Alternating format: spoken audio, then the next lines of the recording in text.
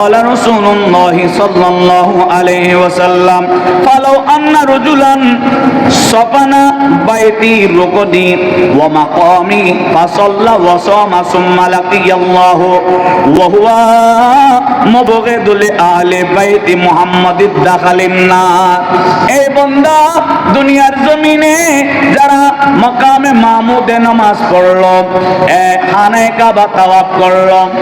সাফা মারওয়ায় দৌড়াইলো না মুজদালিফায় অবস্থান করলো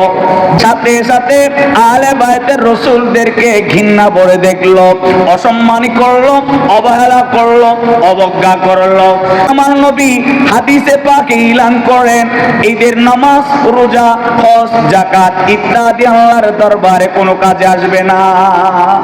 নাউজুবিল্লাহ বলেন যারা আহলে বাইতের রাসূলদেরকে কষ্ট দিল নামাজ পড়ে পড়ে রোজা রেখে রেখে মাকামে মাহমুদের নামাজ পড়ে এদের নামাজ এদেরকে দাখলা ফিন্নার জাহান্নামে নিয়ে যাবে এদের নামাজ এদের রোজা এদের হজ এদের যাকাত তাদেরকে ফিন্নার এদেরকে জাহান্নামে নিয়ে যাবে আওয়াজে বলুন নাউজুবিল্লাহ।